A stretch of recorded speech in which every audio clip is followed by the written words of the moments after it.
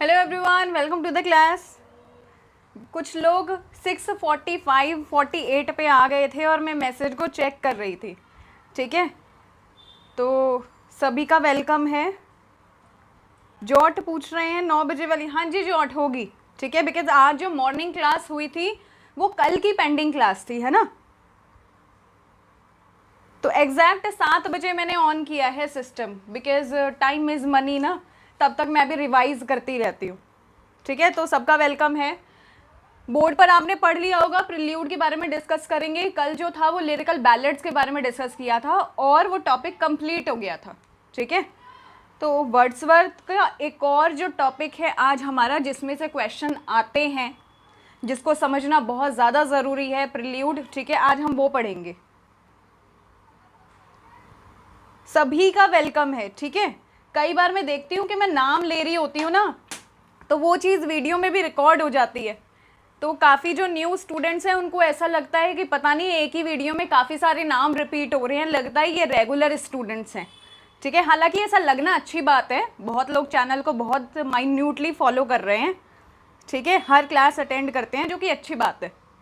देखो, वर्ड्सवर्थ कि ये जो है ये ऑटोबायोग्राफिकल पोएम है ना।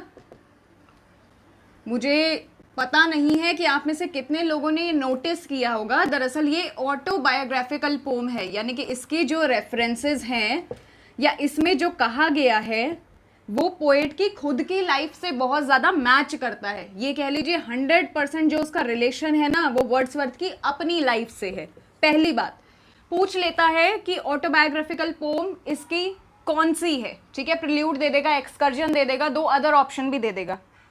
तो ये ज़रा ध्यान रखना, ये पॉइंट नंबर 1 मैंने डाल दिया है। ठीक है, नेक्स्ट देखते हैं। अब मुझे आप बताओगे पब्लिशिंग ईयर, क्योंकि आपने पढ़ लिया होगा। देखो, लिरिकल बैलेड्स का था 1798।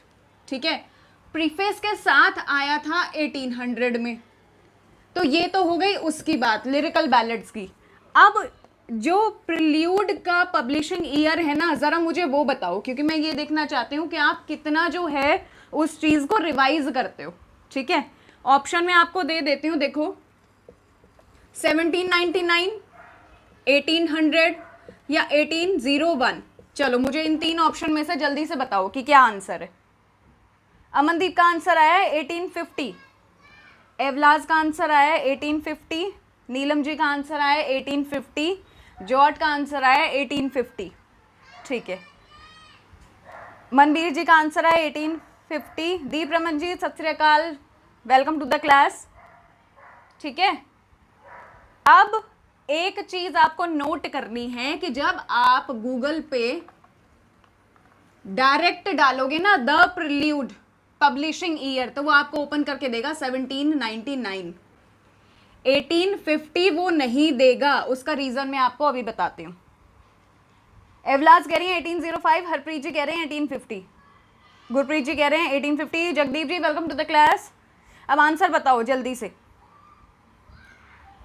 जिसने आंसर दिया सबका गलत है।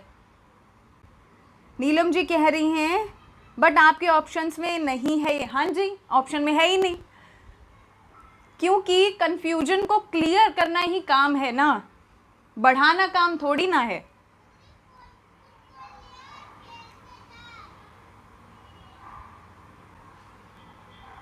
स्टार्ट की थी 1799 में।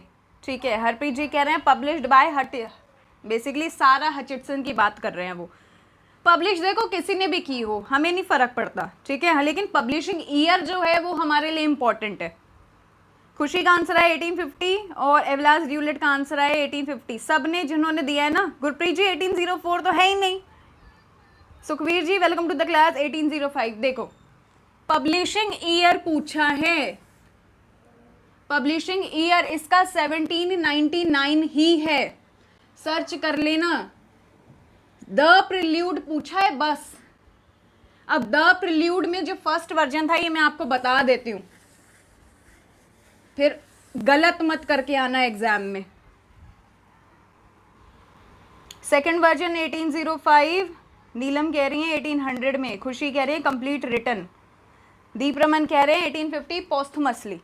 देखो जो ये आफ्टर डेथ का क्राइटेरिया है ना, हम इसको तब कंसीडर करते जब प्रिल्यूड इससे पहले पब्लिश नहीं हुआ होता, ठीक है। लेकिन 1850 से पहले 2 बार ये ऑलरेडी पब्लिश हो चुका है, तो इसीलिए सिर्फ ये पूछा गया है कि द प्रिल्यूड का पब्लिशिंग ईयर क्या है। The prelude as a complete work नहीं पूछा। अगर पूछा जाए the complete work under the prelude ऐसे करके अगर आपको दे दे और फिर पूछे पब्लिशिंग ईयर, तो 1850 है।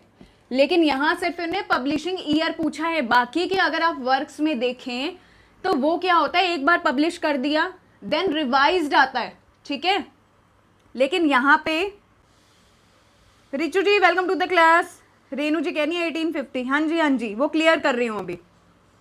तो क्वेश्चन क्या है ये पढ़ो, क्योंकि क्वेश्चन ही आपको जो है स्कोर आपका गिरा सकता है और आप भी यही पहुंचा सकता है।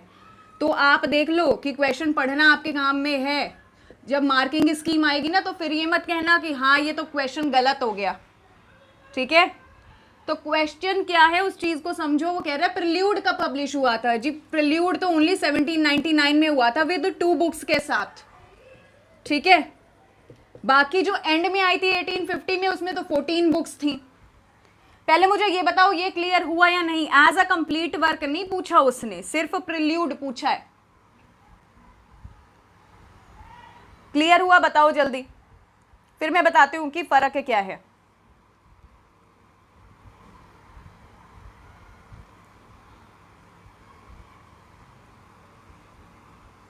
यस लिख के भेजो जल्दी, क्लियर हुआ तो।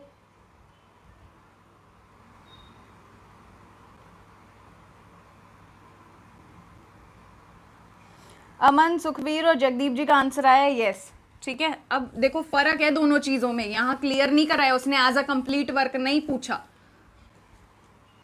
ठीक है। मनबीर जी, रेनू जी, जॉट, खुशी और वीरपाल जी का आंसर आया है, ठीक है। देखो फर्स्ट जो वर्जन आया था इसका 2 बुक्स के साथ आया था, ठीक है। कब आया था 1799 में, ये यहां पब्लिश हो गया था।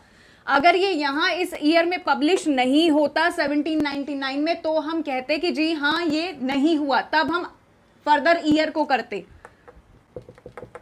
ठीक है।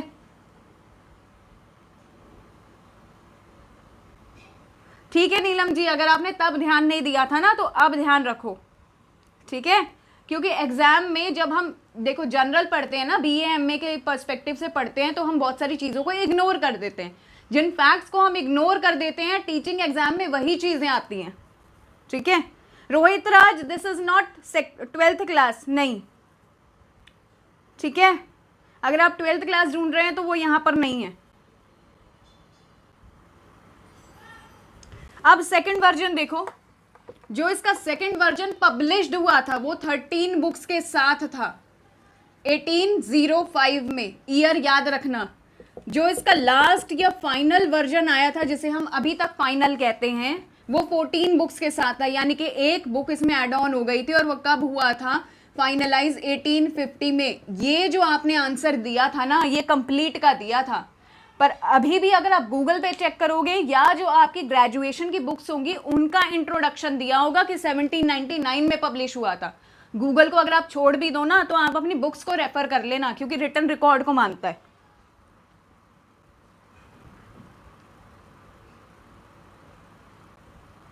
नितिन राज हेलो, ठीक है। टॉपिक नितिन बोर्ड पर लिखा हुआ है the prelude written by Wordsworth, ठीक है। अब इसका एक, Meenu ji good evening, welcome to the class. ये 3 चीजें क्लियर करना, ध्यान रखना कि क्या पूछा है। एज अ कंप्लीट वर्क पूछा है तो 1850, लेकिन अगर वो ऑप्शन में 1850 देगा ना तो उसके बिल्कुल ऑपोजिट देगा, ठीक है। तीनों ऑप्शन एक साथ वो नहीं देता, और अगर बाई चांस उसने 1% दे भी दिया है तो फिर आपको अपनी समझ से आंसर लगाना होगा कि फर्स्ट पब्लिश्ड पूछा है तो 1799 ही था, ओनली पब्लिश्ड पूछा है तो भी 1799 था, complete work published in which year पूछा है तो आंसर 1850 है। Ramandeep Kaur Rana ji welcome to the class, ठीक है जगदीप जी, मेन यही होता है कि क्लियर हो जाना। Sky touch, welcome to the class, good evening. ठीक है, तो जिन्होंने तब नहीं पढ़ा, बीए में नहीं पढ़ा, एमए में नहीं पढ़ा किसी रीजन से, तो अब ध्यान रखना, क्योंकि अब तो एग्जाम देना ही है ना और क्लियर भी करना है।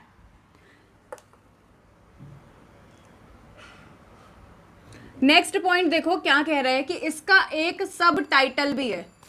ठीक है, सब टाइटल क्या कह रहा है? एवलाज कह रही हैं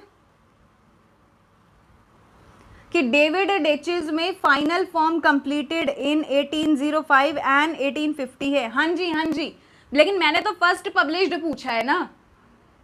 ठीक है एवलाज, अगर आप स्टार्टिंग से 10-20 सेकंड या 40 सेकंड पीछे जाओगे ना, तो मैंने तो ये पूछा है the prelude was published in.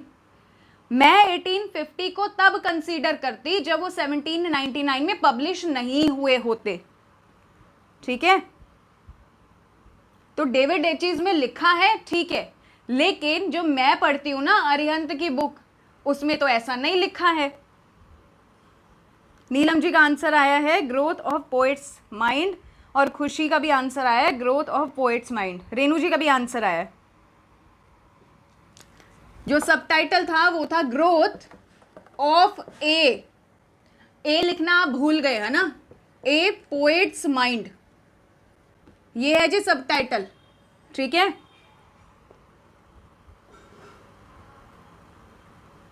एवलाज कह रही है मैंने सुना है, हाँ ठीक है।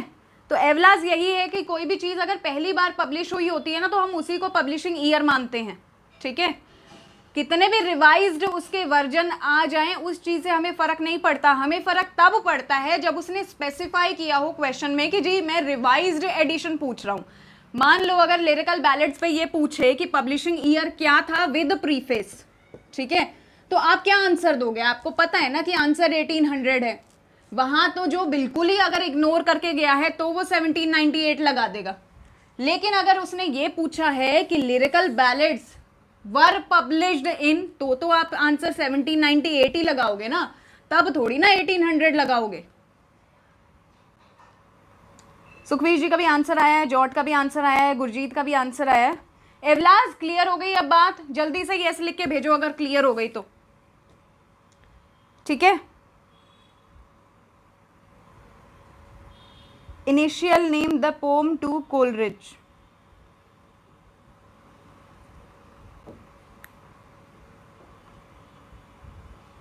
नहीं वीरपाल जी, ये नहीं है the poem to Coleridge. Initial name इसके आगे जो लगता है ना वो क्या है? अगर आप इसका टाइटल देखोगे, क्योंकि टाइटल या बुक का जो कवर पेज होता है ना, जहां पे ये सब टाइटल लिखा जाता है, जो बिल्कुल फर्स्ट पेज होता है। नितिन राज, मुझे आप बताओ कि आप कौन सी क्लास के स्टूडेंट हो? ठीक है, मुझे नहीं लगता, अगर आप इसका थंबनेल देखोगे ना जाके, तो ये यूपी टीजीटी पीजीटी का है और मास्टर कैडर के लिए टॉपिक। ठीक है मनबीर जी, ठीक है ठीक है। एवलाज क्लियर हो गया ना? देखो अगर आप टाइटल पेज देखोगे ना, तो इसके आगे लिखा है एन ऑटोबायोग्राफिकल पोम। वर्ड्सवर्थ ने इसके फ्रंट पेज में टाइटल के साथ ही हमें ये बता दिया था कि इसमें क्या बता रहे हैं वो, बिल्डिंग्सरोमान। बिल्डिंग्सरोमान एक वर्ड होता है जिसका मतलब होता है ग्रोथ किसी भी कैरेक्टर की, चाहे वो राइटर हो चाहे वो पोएट हो। तो यहाँ पे वही कॉन्सेप्ट है, वो भी मैं डिस्कस करूंगी। ठीक है, लेकिन आज उतना ही बताऊंगी जितना आपको याद रह जाएगा, क्योंकि लिरिकल बैलेट के 10 या 11 पॉइंट्स बता दिए थे ना। बाद में मुझे मैसेज आया कि मैम थोड़ा सा ना इसको प्रिसाइज में बता दिया करो, या उसको ना मतलब 2 क्लासेस में डिवाइड कर दिया करो। अच्छा तो उनको लगा, बट टाइम की वजह से वो कह रहे थे। ठीक है, तो growth of a poet's mind and autobiographical poem. एवलाज कह रहे हैं हिस्ट्री में मेंशन नहीं किया, कोई बात नहीं, मैंने मेंशन कर दिया ना। ठीक है वीरपाल जी, कोई बात नहीं।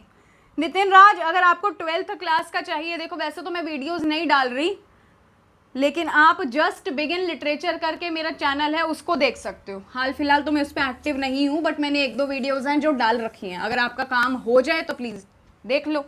ठीक है रोहित राज, कोई बात नहीं, हर किसी को समझाना तो पॉसिबल नहीं है ना।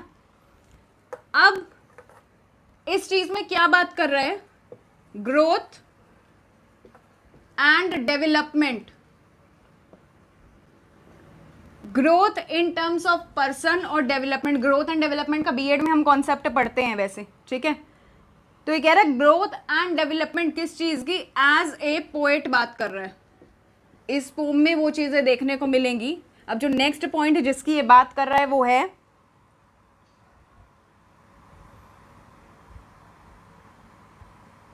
बाकी तो अभी तक किसी का मैसेज नहीं आया।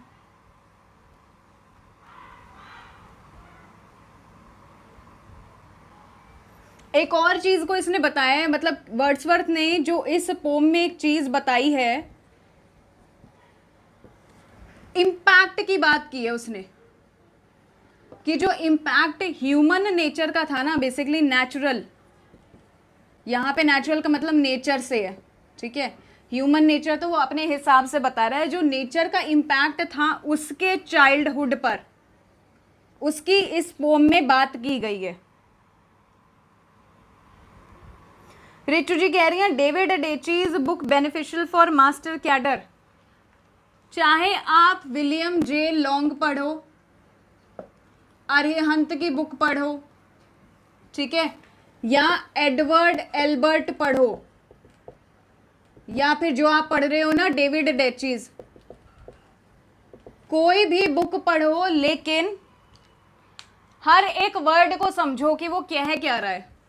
मैंने आपको पहले भी एक सिलेबस की वीडियो बनाई थी जिसमें कहा था कि 4 से 5 पेजेस में सारे के सारे जो राइटर है ना, मतलब मैक्सिमम 4 या 5 पेज में, मैं ज़्यादा ही कह रही हूँ, बहुत सारे ऐसे वर्ड्सवर्थ जैसे राइटर्स हैं 2 या 3 पेजेस में ख़त्म हो जाते हैं। काम तो उन्होंने बहुत सारा किया है, ठीक है। तो आपको एक्स्ट्रा कुछ मटेरियल भी रेफर करना चाहिए, चाहे आप कोई सी भी बुक पढ़ रहे हो। I hope Richu ji clear हो गया होगा। बेनिफिशियल तो देखो है मास्टर कैडर के लिए, क्योंकि जो जिस राइटर की एज में चल रहा था वो वही था बिल्कुल, ठीक है। पॉलिटिकल चीज़ें वैसी थी, रिलीजियस चीज़ें वैसी थी, तो बैकग्राउंड तो आपको समझना पड़ेगा, लेकिन उस बुक के साथ साथ ना कुछ और भी रेफर कर लो, ठीक है। हो सकता है थोड़ा उसको गूगल पे पढ़ लोगे ना तो आपको कुछ नया ही जानने को मिलेगा। मनबीर जी बेस्ट तो कोई बुक नहीं है, ये 4 बुक जो हैं इन्हें मैं बेस्ट मानती हूँ, ठीक है। चाहे विलियम जे लॉन्ग पढ़ लो, एडवर्ड एल्बर्ट पढ़ लो, यही 4 बुक में से कोई ना कोई जो है, मतलब किसी से भी पूछोगे लिटरेचर के स्टूडेंट से, वो इन्हीं 4 बुक में से किसी एक बुक का नाम आपको बताएगा, ठीक है। या फिर आप रूटलेज, जो डेविड डेचीज की है, रूटलेज तो बेसिकली कंपनी है, 4 बुक में से कोई भी पढ़ लो, सारी ठीक है, प्लस एक्स्ट्रा पढ़ लो, बस ये कहने का मतलब है मेरा। तो किस चीज की बात करता है वो, कि रोल ऑफ नेचर, ठीक है, जिसका इम्पैक्ट उसने अपने चाइल्डहुड पे देखा, और उसका ऐसा मानना है कि जो नेचर है ना वो अपने आप में जो है बहुत रिच है, इसीलिए वर्ड्सवर्थ को नेचर्स पोएट कहा जाता है, ठीक है। इसकी पोएट्री वैसे तो बहुत ज़्यादा मतलब नेचुरल सराउंडिंग्स में है, बट कभी कभार जो है थोड़ी बहुत दिक्कत भी देती है। दिक्कत इसलिए क्योंकि ये जहाँ भी घूमने जाते थे वहीं को उठाकर लिख देते थे डिस्क्रिप्शन। जैसे ये फ्रांस गए, वेस्टमिंस्टर ब्रिज या वेस्टमिंस्टर एबे करके है, इनकी ओड है बेसिकली, तो उन्होंने वेस्टमिंस्टर में जो देखा ना, एक ब्रिज पे वो खड़े हैं, वो सारा डिस्क्रिप्शन दे दिया है। The world is too much with in us या विद अस, 14 लाइन्स की पोम है, लेकिन जो देखा है वो लिख दिया है, ठीक है। तो ये टिंटन एबे बेस्ट एग्जाम्पल है। तो नेचर्स पोइट हैं, ज्यादातर नेचर के ही बारे में लिखते हैं। हाँ जी नीलम जी सही कह रहे हो। Sandeep ji welcome to the class, ठीक है। इसके बाद एक चीज रह गई है बुक 1 से लेकर बुक 14 में, ठीक है। कैसे कैसे इन्होंने डिवीजन करी है कि बुक 1 और 2 में अपने चाइल्डहुड के बारे में लिखा है, बुक 3 में अलग टॉपिक के बारे में लिखा है, बाय द टाइम बुक 14 की बारी आती है तो ये अलग टॉपिक पे लिखते हैं। अलग मतलब इनका कैरेक्टर तो है एज अ पोएट ये तो डेवलप कर रहे हैं, लेकिन इन्होंने अपनी ऑटोबायोग्राफी में जो जो नेचर से सीखा है ना उसके बारे में लिखते हैं, ठीक है। जैसा कि नीलम जी ने कहा ह्यूमन सोसाइटी के बारे में भी लिखते हैं, हाँ जो लास्ट के 12, 13 और 14 बुक्स हैं ना, उसमें इन्होंने जब ग्रो करते हैं हम, मान लो जब हम एडोलेसेंट पीरियड में आते हैं, ठीक है, उससे थोड़े और बड़े होते हैं, टीनेज में आते हैं, तो हमारा जो माइंड का जो होराइजन है ना वो बहुत ज़्यादा बढ़ जाता है, ठीक है। तो 12, 13, 14 बुक्स में उस पर्सपेक्टिव से पोइट्री लिखी है। Aarti ji welcome to the class. Meenu ji कह रहे हैं हाई प्रीस्ट ऑफ नेचर, हाँ जी हाँ जी। खुशी जी कह रही है कि सोनेट, हाँ जी, the world is too much with us या विद इन अस, ठीक है, सोनेट है।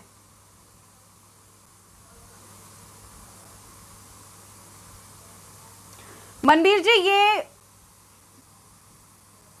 9 बजे वाली क्लास में डिस्कस करूं, प्री रेफेलाइट के साथ मैं केवेलियर पोएट्स भी कर लूंगी, ठीक है ना, और मेटाफिजिकल का भी कॉन्सेप्ट जो है वहां क्लियर कर दूंगी, तीनों का चार्ट बना के आपको बता दूंगी, ठीक है। नीलम जी कह रही है कंक्लूजन इन 14th बुक, हाँ जी हाँ जी। अमन कह रहे हैं 1 to 14 बुक्स के बारे में नेसेसरी है क्या पढ़ना? नहीं, नेसेसरी तो देखो कुछ भी नहीं है, लेकिन दरअसल क्या है कि पेपर मैंने नहीं सेट किया ना। अब जब हम इसके बारे में पढ़ रहे हैं तो क्या प्रॉब्लम है, हमें पूरी बुक थोड़ी पढ़नी है, हमें तो सिर्फ थीम जानना है, ठीक है। Pooja ji welcome to the class. Jyoti ji hello, ठीक है। तो तीनों का मैं कंपैरिजन उसमें कर दूंगी, वहां से आपको आसानी हो जाएगी, ठीक है। तो आज की क्लास में यही है, कल वर्ड्सवर्थ पर क्वेश्चंस होंगे, प्लस जो 14 बुक्स के थीम है ना वो कराएंगे, ठीक है।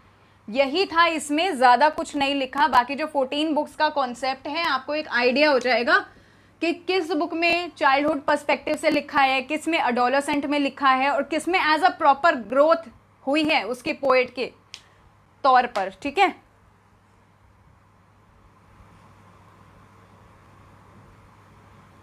रमनदीप कौर राणा जी मैं चैनल के पेज पे भेज दूंगी, ठीक है।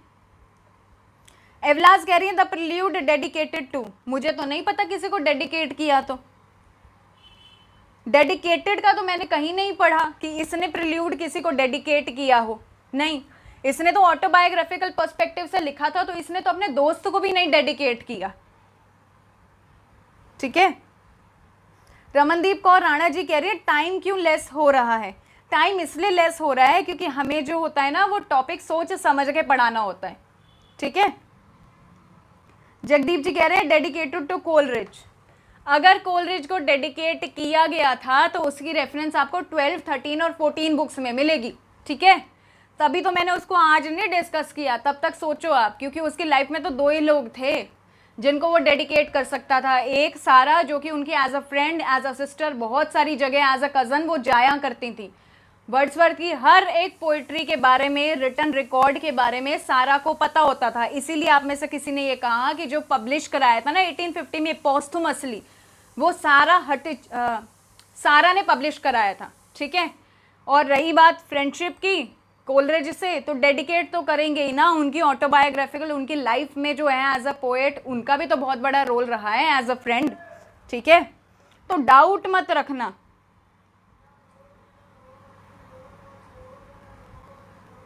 हाँ जी दीप रमन जी, तभी तो बुक्स आज नहीं डिस्कस करी, कल रेफरेंस के साथ बताऊंगी ना कि किस बुक्स में है। बाकी मैंने आपको आइडिया क्लियर कर दिया कि बुक नंबर 12, 13, 14 में क्या चलता है।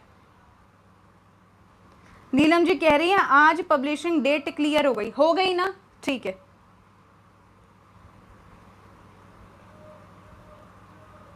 वीरपाल जी मैंने ऐसा तो नहीं पढ़ा, सच कहूंगी, ठीक है। मैं आपको कह दूं कि हाँ उन्होंने किया था, नहीं, मुझे श्योरिटी नहीं है कि मैरी वर्ड्सवर्थ ने किया होगा, नहीं, मुझे इसका आइडिया नहीं है। एवलास कह रही मैरी ने पब्लिश्ड कराया था, नहीं पता मुझे कि प्रिल्यूड का टाइटल किसने सजेस्ट किया था, नहीं, क्योंकि वो एग्जाम पॉइंट ऑफ व्यू से नहीं था ना, तो इसलिए मैंने उस पर ज़्यादा गौर नहीं किया। इसका टाइटल पोम टू कोलरिज भी है, वो डेडिकेशन है फ्रॉम वर्ड्सवर्थ टू कोलरिज, ठीक है। खुशी जे कह रही है प्रिल्यूड बाय टी.एस. एलियट, लेकिन टी.एस. एलियट तो बहुत बाद में आए थे ना, थॉमस स्टर्न्स एलियट तो मॉडर्न पोएट हैं।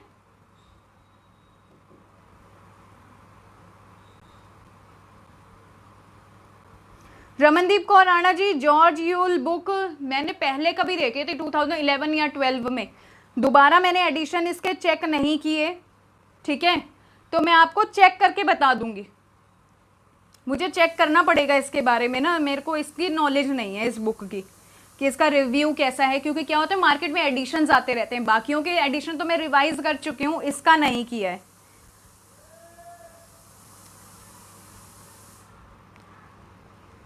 अमनदीप अगर पेपर में आया हुआ है तो चलो ठीक है, अगर आप कह रहे हो कि मैरी ने सजेस्ट किया था तो ठीक है। देखो सजेस्ट किसने भी किया हो, हाँ जी नीलम जी, ऐसे बहुत सारे राइटर्स हैं जिन्होंने एक ही टॉपिक पे लिखा है। मतलब क्या होता है, वर्ड्स की बात है, ठीक है।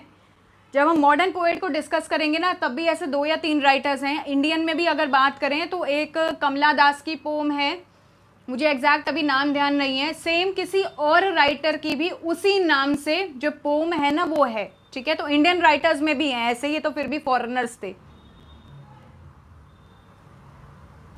रमनदीप कौर राणा कह रही है पटियाला में फॉलो करते हैं। चलो कोई बात नहीं, अगर फॉलो करते हैं तो आई विल चेक, क्योंकि दिल्ली में नहीं करते, ठीक है।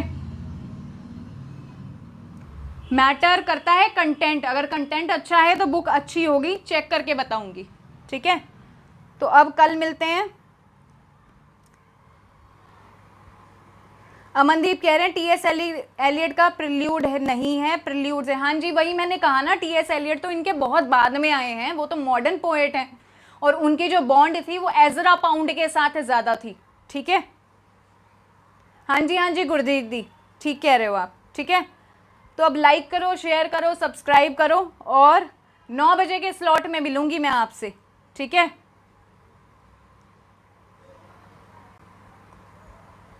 तो 9 बजे मिलती हूँ आपसे। कुदरत वेलकम टू द क्लास। एवलास कह रही 1799 है। हाँ जी यही है, यही तो मैं बता रही हूँ। जो लोग नए हैं इस चैनल पे, मैं उनको बताना चाहूँगी, जस्ट बिगिन लिटरेचर करके टेलीग्राम पे एक ग्रुप है, आप उसको ज्वाइन कर सकते हो, ठीक है। एवलास कह रही है आज तक रॉन्ग ही कर रहे थे। एवलास होता है ऐसा, ठीक है। गुरजीत जी अभी एक्सकर्जन रहता है इसका, ठीक है। एक्सकर्जन इसकी और डिस्कस करेंगे, और टिंटन एबे भी डिस्कस कर लेंगे, ठीक है। गुरप्रीत कौर जी कह रही है और इट्स पेंडिंग, थोड़ा सा रहता है वर्ड्सवर्थ, लंबा टॉपिक है ना, थोड़ा सा और करेंगे, ठीक है। पॉइंट्स ही बनाऊंगी ताकि आपको आसानी हो जाए। अब 9 बजे के स्लॉट में मिलती हूँ, ठीक है। तब तक खा लो पी लो और पढ़ लो, आपकी मर्जी है, लाइक कर देना, ठीक है। मनबीर जी आपका पॉइंट है जो 9 बजे के स्लॉट में डिस्कस होगा, ठीक है। 9 बजे के स्लॉट में तीनों होंगे डिस्कस, ठीक है। टेंशन मत लो आप।